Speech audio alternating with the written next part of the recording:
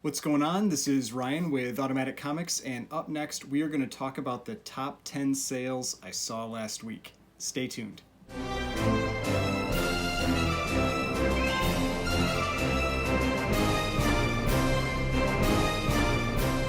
Alright, so before we get started, please remember to hit that like button and hit the subscribe button if you'd like to see more content like this. So this is my top 10 comic sales video. This week I'm going to be talking about the ComicLink sales. I'd done a ComicLink top 10 sales video about a month ago, and they have another auction that's going on right now. And so I thought it would be fun, interesting to do another one on ComicLink since I'm normally covering the Heritage weekly auctions.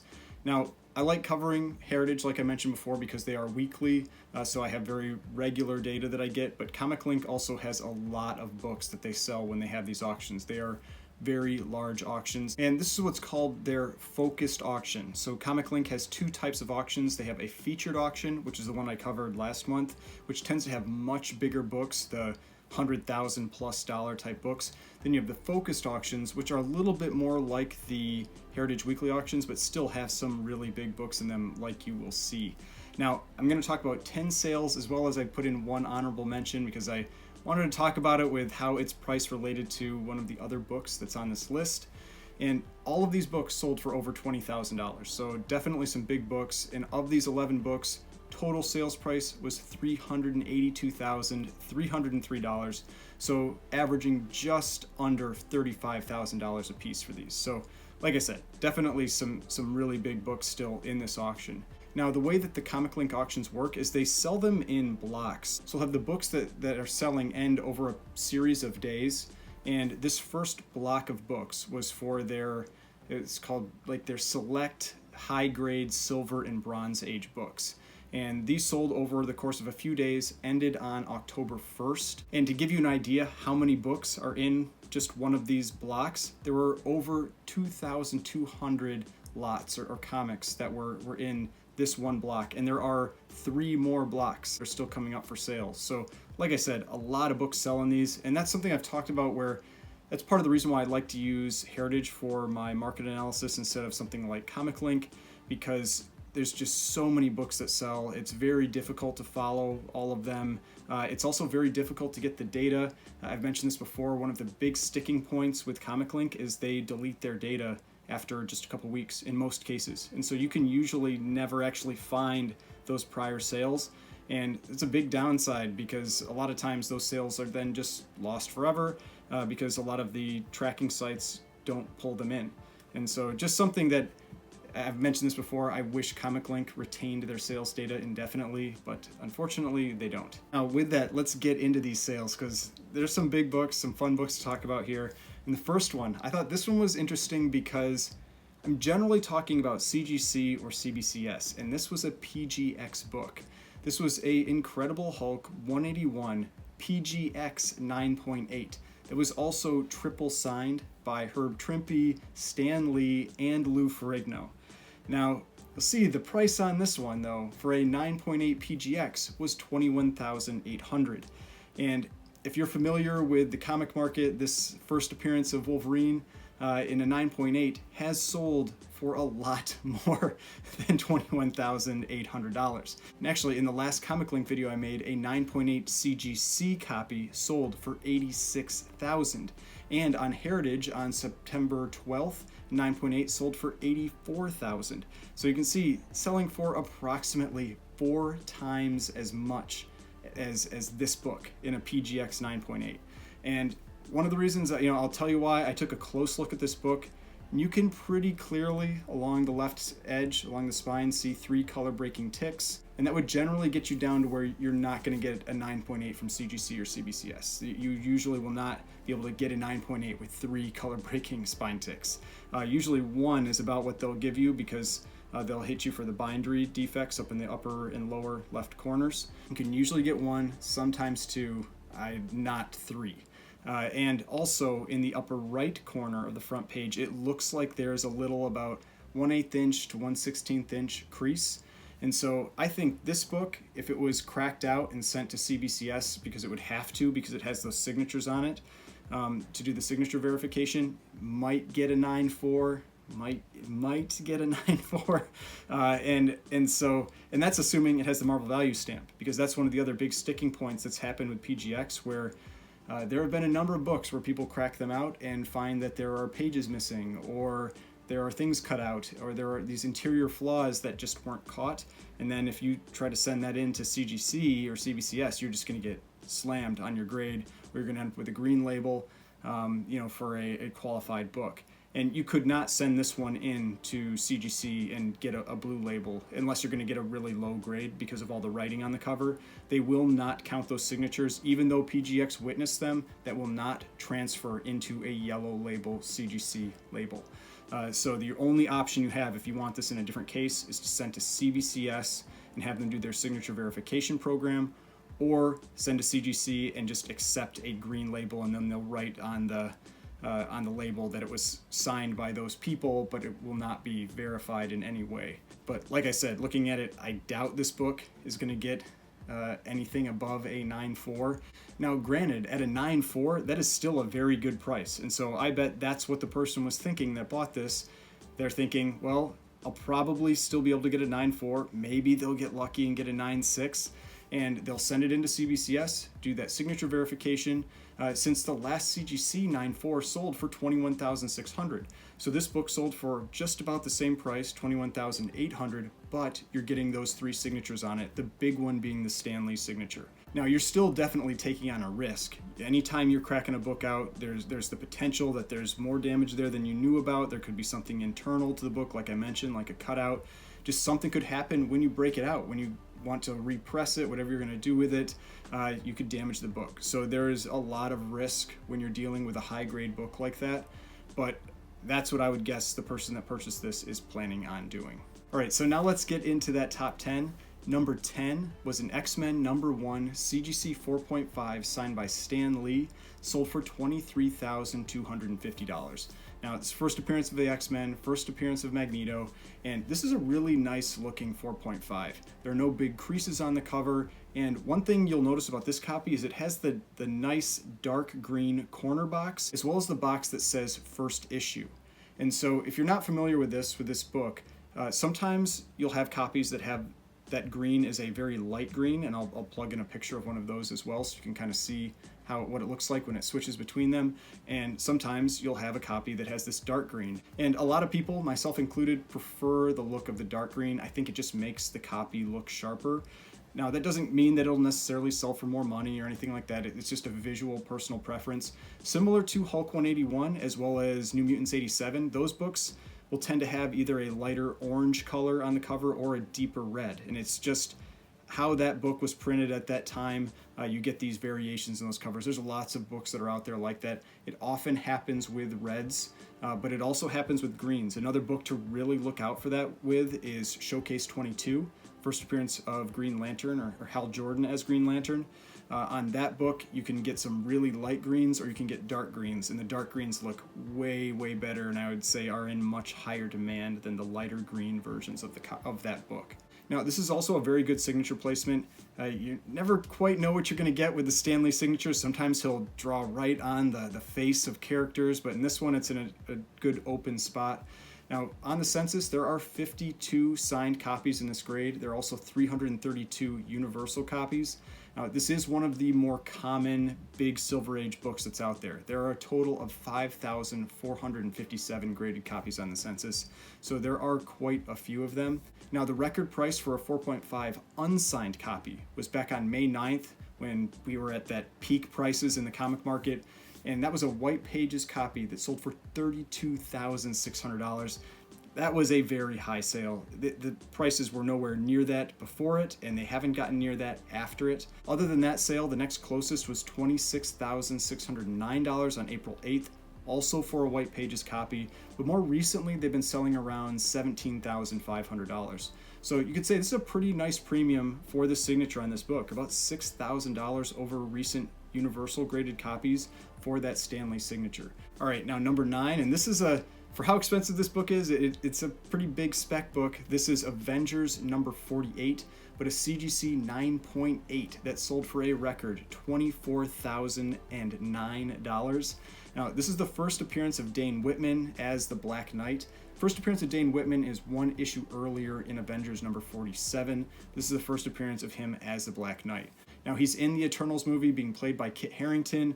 There are a lot of rumors out there that this is going to be a big character moving forward in Marvel, but I would be a little cautious with that. We got to see how the Eternals turns out, see how people relate to that character, to see if they really are going to move forward with them, because Kevin Feige did mention that he wasn't really going to be doing these super long-term contracts with actors anymore, and that it was going to be really dependent on performance and how much people like these characters. And so I wouldn't necessarily just assume that the MCU is going to focus on this character moving forward, but there have been rumors about it around an Excalibur related show for that character.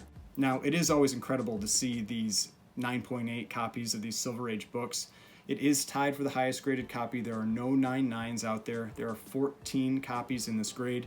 And this is a pretty big record for this book, because the prior record was just a few weeks ago on September 4th, where one sold for $21,000, and that was a White Pages copy. This one was off white to white and sold for $3,000 more, so pretty solid sale for this book.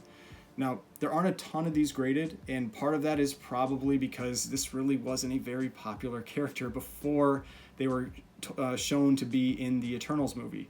Now, to give you an idea of what I mean by this wasn't a popular character before the Eternals, back in 2018, a 9.8 sold for $1,699. In 2013, a 9.8 sold for $465. So in 3 years since that 2018 sale, this is an increase of 1,300% in the price of this book. Now, that type of increase should be maybe a little concerning as well, just because I said if the character doesn't pan out, if people end up that they're not really interested in this character, then I see those prices coming right back down. So maybe just be a little hesitant with it, and might be good to take a wait and see approach with how that character is received in the Eternals movie. All right, now number 8. This is Incredible Hulk number 181 again, but this is a CGC 9.6 that sold for $24,250. Now, this was the reason I wanted to talk about that PGX, because this book in a 9.6 sold for more than that PGX copy in a 9.8 that was signed by multiple people. And so that's what I'm getting at with the risk of sending your books in to PGX to be graded. The general consensus is that they don't grade their books as strictly as CGC and CBCS. And so it's assumed that they are going to be lower grades. And so people aren't going to pay that same price for them. Now, regardless, this 9.6 sale was pretty weak. It had a high sale of $35,000 back on May 8th during those peak prices, but even as recently as September 12th, there had been a $33,600 sale, and it had only been as low as $27,600 on June 19th. So this is a pretty low sale for this book, down about 30% since its high. And if anybody wants to comment that they think it's because it was off white to White Pages instead of White Pages, just so you know, the record, that $35,000 sale was an off-White Pages book. So I've mentioned this a number of times. I think a little too much gets talked about sometimes about page quality. I've seen plenty of times where the records are not the White Pages copies. So just something to be aware of, that grade tends to be the most important part. Then you look at the cover appearance, how that book presents, then you move on to things like page quality. Now, I don't know why this one sold for so little. I took a close look at the book, and I couldn't tell if there was some scuffing on the case or if it was actually on the book itself. So if maybe people felt maybe this book was overgraded a little bit, maybe that's why it sold for a little bit less, because it sold more around what you would expect for a 9.4. It was kind of between a 9.4 price and a 9.6 price, and so it's possible that that's why. Now, there are a lot of these books out there graded and even more ungraded. In terms of universal copies, there are 11,709 copies out there and 335 just in a 9.6. So it's not a rare book, but it is in so much demand. Just about any collector wants to have one of these books in their collection. So there is a lot of demand for them. So I'm never really worried about the volume of books there, but just one of those things that if you're looking for one, patience, I think, is a very good way to treat this book, because there are a lot of them, so they sell regularly, and so you can potentially find one for a good price. And this one seems like maybe the person just got a really good price. I mean, a pretty big discount to recent sales, and it's also got that deep red color on the cover, like I've mentioned just a little bit earlier. This one doesn't have that orange color. It's a nice deep red cover. All right, now number 7. This is Avengers #1. This is a high-grade copy. This is a CGC 8.0 that sold for $25,238. Now, this was a record in this grade, and this book has been on fire lately. I talked about that in my video I put together about books I'm sending into CGC. This book has gone up just a ton recently. And this first appearance of the Avengers has really been largely overlooked compared to the other big Silver Age keys, but not anymore. It has definitely started to get more attention.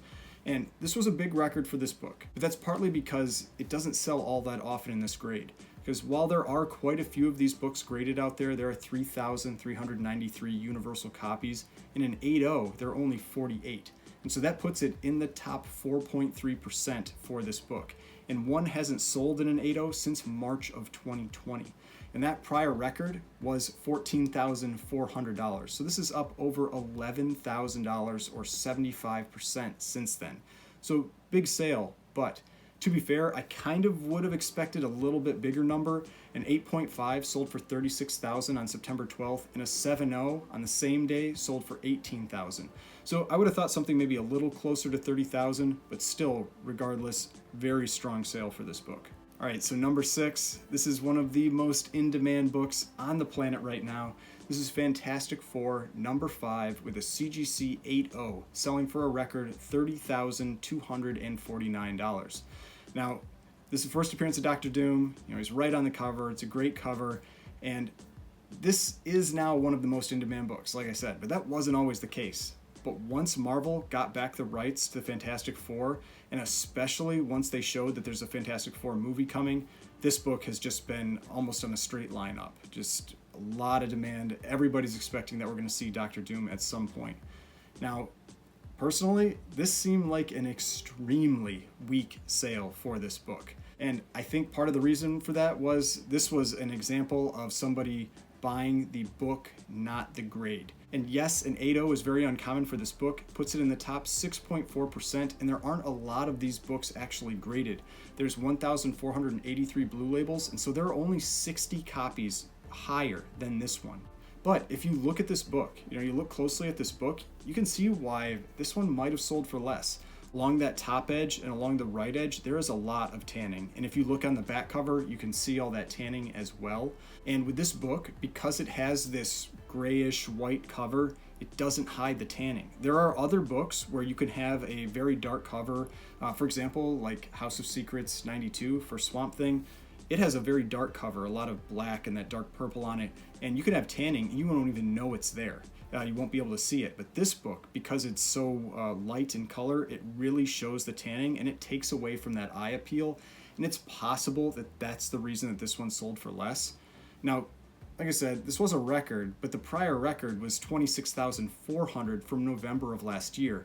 And that's only up 15%. And this book has been up on the order of 100 to 200% in most grades. So that was like I said, pretty weak sale. Like a 5.5 sold on September 12th for $24,000. An 8.5 sold for $52,800.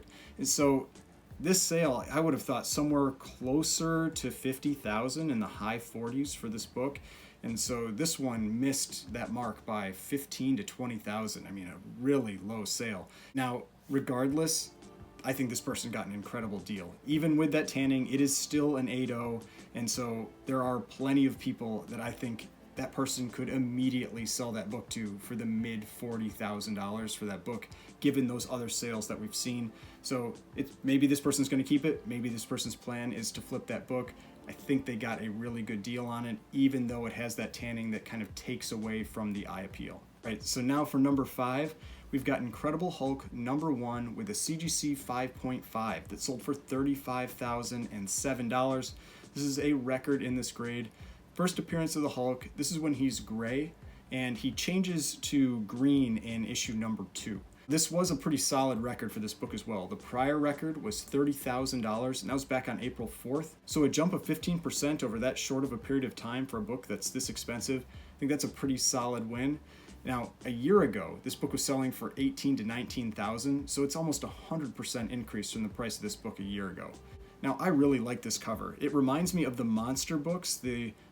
Before Marvel got into heroes, it was doing a lot of monster covers in titles like Strange Tales and Tales to Astonish, and it really reminds me of that. It's got this dark, unique color. It's just got kind of a monster on the cover. It doesn't have that feel like the superhero books that you get with X-Men and Fantastic Four and Amazing Spider-Man, that kind of thing. It has a definite different feel to it. I think it's a cool looking book, cool book.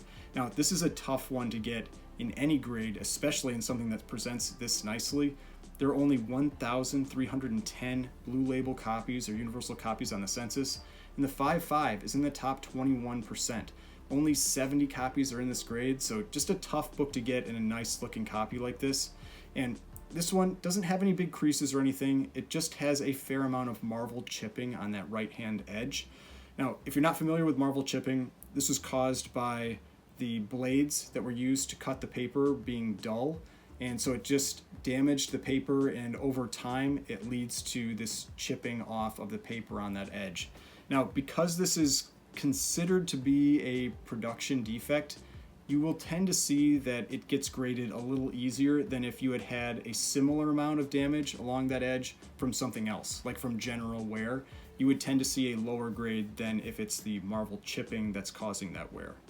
All right, now number 4, going back to X-Men number 1, but this is an unsigned copy. This is a universal copy. CGC 6.5 sold for $38,500. Now you can see this is the book that I actually used in my example for the light green corner box. So you can see here, this is the difference. This is that light green color as well as that box that has the first issue with it. If you're ever wondering, that's not caused by fading. It is just the printing difference between these two books on whatever day that they were printed on. Now, this is not a record in this grade. It's actually down a fair amount. The record was $45,600 on September 12th, so a little over $7,000 less than a few weeks ago, but not a weak sale. It's still the second highest sale ever for this book in this grade. The prior record before that September 12th sale was $34,800 on June 19th. So given what I've seen with X-Men books, with the drops that we've seen in prices, this was a pretty strong sale for that book. Now, that also goes in line with what I've said, where a lot of the strength that I've seen in the comic market recently has been in really high-end books. And so these books that are multiple tens of thousands of dollars are still getting, if not record numbers, close to record numbers. But it's as you get to the lower grades, that's where we're starting to see those prices start to drop some. Now, like I mentioned with the signed copy, there are quite a few of these out there. There are 155 in this grade, but it puts it in the top 14.5%. So it's a nice copy comparatively, but my personal preference is the one that have the darker corner box. But that's just me. I think it makes the cover pop a little bit more. All right, now number 3, we've got Journey into Mystery number 83 with a CGC 7.0 selling for a record $39,000. This is the first appearance of Thor. It's also an old CGC label. So if you're not familiar with what the old CGC labels look like, this is what they look like. And the reason people often like to buy them is because pressing and cleaning books was not standard practice back when these books were being graded, when they have that style of label. And so a lot of people like to take the chance that if they crack it out, get the book pressed and cleaned, that they might get a grade bump. But just remember, you can't assume that that's always going to be true. You need to evaluate that book, and if the flaws really look like they're going to keep the book at that grade, or potentially that it's maybe a little overgraded, you don't want to crack that book out because then you're going to be spending a bunch of money getting the book regraded, getting that book pressed. You're taking a risk with that book, and you could potentially come back with a lower grade. Because you got to remember, with a book like this is about a $40,000 book. That is guaranteed to be the walkthrough tier at CGC, and you're going to be paying 3% of value for that book to get it graded. So this book, if they said, hey, we just saw that there was a 7.0 sale at $39,000, that's what we're valuing this book at, you got to pay us 3% of that to get this book graded. You're paying almost $1,200 just to get that book graded. So you just always got to remember there are those costs that go along with this. Now, if you were able to get that book to jump to a 7.5 or an 8.0, that $1,200, totally worth it. But if it stays the same, you're losing money, and if it drops, you're losing a lot of money. And so there is definitely a risk there with doing that. Now, this was a record in this grade, but I did think it would maybe sell a little bit higher. The last 7.0 sold almost 2 years ago in December of 2019, but that actually wasn't the record for this book. That December sale was for $17,550. The record for the book was from March of that year, March of 2019, for $23,500. So this is a big jump. That's a jump of $15,500 or 66% from that prior record. However, a 6.5 had sold on August 9th for $36,000, so I thought maybe this one would get a little bit higher number based on that. Now, a 7.0 is an incredible grade for this book. It puts it in the top 11% of copies. There are 57 copies in this grade and a total of 1,563 universal copies. So a book that, when you're comparing it to something like X-Men #1, a lot less copies out there and available. Now, Thor has gotten a lot more popular over the last few years. I've talked about this in my other videos. I think just how he's been depicted in movies like Thor Ragnarok have really led to his increase in popularity. So we'll have to see what happens with Thor Love and Thunder, and also how much he's continued to use in the MCU after that. I don't know how much they really have planned for him, if anything, after that movie. And for anybody that thinks that those movies don't impact the prices of these books, even the big ones, I gotta disagree. If you've got millions of people seeing these movies, it just takes a couple people with that kind of money that decide, hey, that's an interesting character, I'd love to go buy that comic book. And now you've got 1 or 2 or 10 or whatever more people bidding for that book. And that's the thing with an auction, it can just be 2 people going back and forth, and it can raise the price of that book significantly. And so it doesn't take a lot to really move the prices of some of these really big and more rare books. All right, so now we're into the top 2. Number 2 is Giant Size X-Men #1 with a CGC 9.8 signed by Stan Lee that sold for $47,000. Now, this is an extremely important book. I've talked about this book a number of times. It's the book that basically saved the X-Men. The X-Men had been on reprints, and so this was the new team that brought in all kinds of new stories, lots of new characters, and just reinvigorated the X-Men title. However, prices of this book have fallen off quite a bit from where they were earlier this year. For example, the last 3 Universal copies, the unsigned copies that have sold, at least from what I can see on GoCollect, were April 15th for $60,000, June 19th for $72,000, July 26th for $49,200. And I know there were some ComicLink sales in there, but they didn't get pulled into GoCollect. Like I said, ComicLink doesn't retain that sales data. It often gets lost. And I remember I thought there were some sales around the mid 40,000s at ComicLink, as well as one that was a little higher, maybe around 67,000. So it's also followed that similar trend, but you can see this book has gradually been declining from that peak, and this is just a continuation of that, because this is a signed copy and it sold for less than the last unsigned copy. And the last signed 9.8 actually sold on June 26th for $66,000.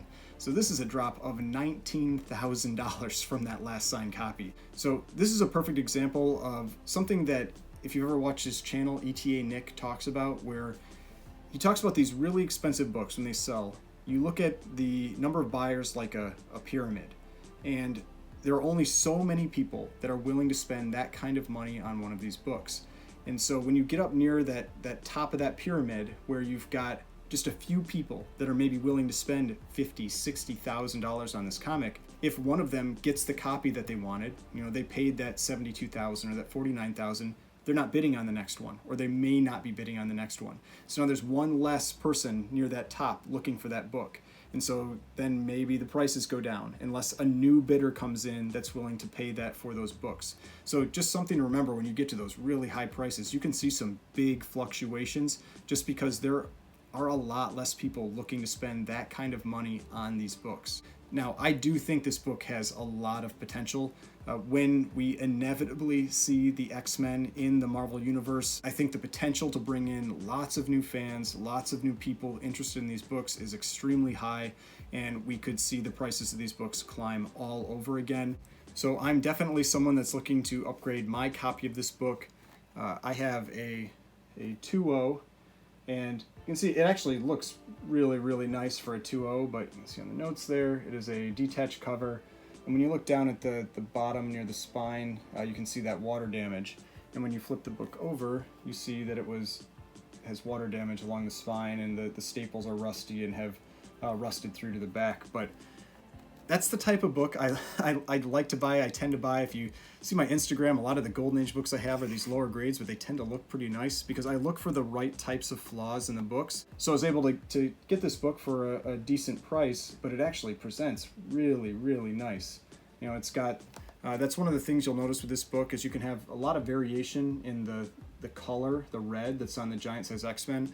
This one looks pretty nice. It's got a pretty decent deep color, and so still a very nice presenting copy. No creases on it. I mean, like, there's no big creases or anything. You've got a little damage up in the corner there, but in general, a very nice presenting copy. No big pieces out of the cover anywhere.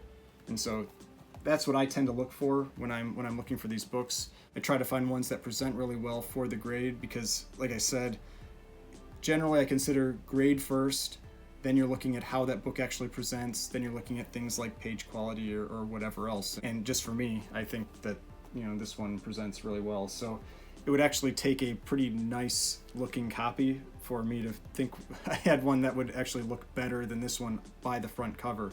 Probably something in the 6s or even the 7s to not have any type of real creasing on the cover. All right, so now we're to the top sale, the #1 sale, and to no one's surprise probably, it was Amazing Fantasy number 15 with a CGC 4.5 that sold for $74,000.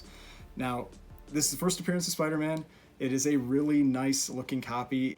It has some wear along the spine, and if you look at the back cover, you can tell this book almost certainly had a spine roll that was corrected. So what I mean by that is, if you look at the back cover, you can see where there's about a ½ inch along the edge of the spine where it's a little bit darker, and you can see these little like creases going through it.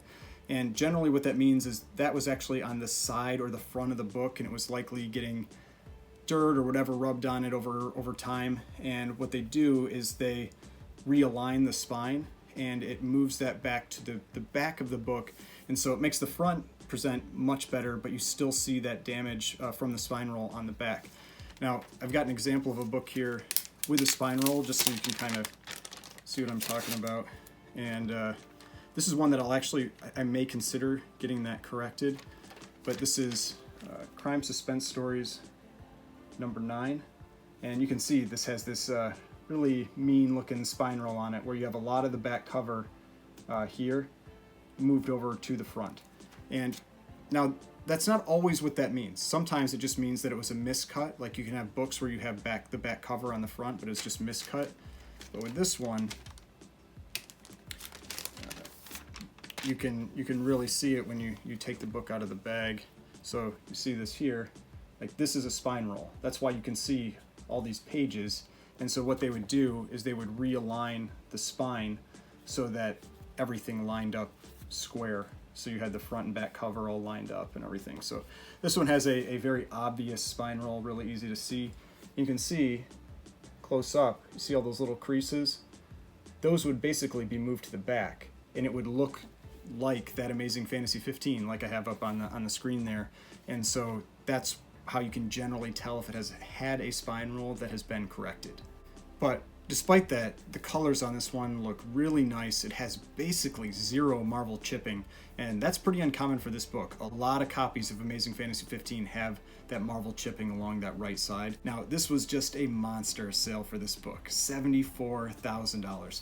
The prior record from March 11th was just $42,000, so that's a jump of 76%, or $32,000. And if you watched the video I did recently on the Amazing Fantasy 15 sales on Heritage, a 3.5 sold on Heritage for $38,400, which was also a big record for that book.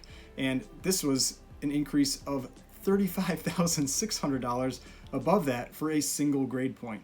So just a massive sale for that book. And that 3.5 actually looks really, really nice. It just had one chip out of the top edge that is really detracted from the appearance of the book, but otherwise a very nice presenting copy.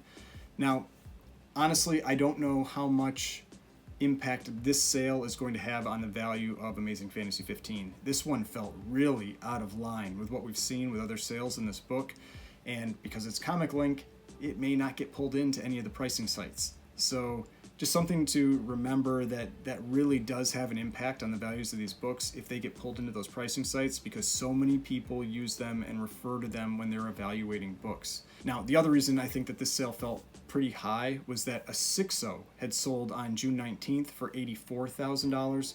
And so I've noticed with Amazing Fantasy 15 just very recently, the sales on this book have gotten what call very frothy. And so it seems to be there's just this rush to try to get copies of it right now. And that's when you really want to be careful when you're purchasing a book, because that's when you're going to be the person that paid that record for that X-Men 1 by, $8,000 or $10,000. And then a few months later, the prices have come down significantly, and you may never see that price again, or it may be years and years before you see that price again. So I'm just saying, be a little cautious right now if you're hunting for an Amazing Fantasy 15, because the market just seems to be really excited about that book right now, and so prices, I think, are moving a little faster than they probably should. But that's just my opinion. Do what you want with it. If you want to buy an Amazing Fantasy 15, you've got the money to do it, by all means, go ahead and do it. It is not a rare book, though. There are 3,483 copies on the census and 2,229 universal copies. However, just like Hulk 181, just like Giant Size X-Men #1, there probably aren't many people out there that wouldn't love to have this book in their collection. So the demand definitely exceeds the supply, but I still felt like that price was high for this sale. I would have thought maybe something more like $50,000, and so $74,000, big sale for this book. All right, so I hope you enjoyed this video. Thought they were fun books to talk about. $382,000 for 11 books, so some really strong sales in this auction. So let me know in the comments section, were there any books that you were watching in this ComicLink auction? Are there any that you actually bid on, or any that you actually won? Not necessarily these ones, but there are over 2,200 books in this block of books that sold, so lots of books to bid on. There's some other cool books still coming up this week. I know there's a Wonder Woman 1, I think, that sells on Monday, so lots of cool stuff left out there. So let me know if there are any that you're looking at or that you're interested in picking up. If you enjoyed this video, please hit that like button, hit the subscribe button if you'd like to see more content like this. We've got more videos over here if you'd like to watch some of my other videos, and the subscription button right here if you'd like to subscribe to the channel. I would really appreciate it, and I will see you in the next video.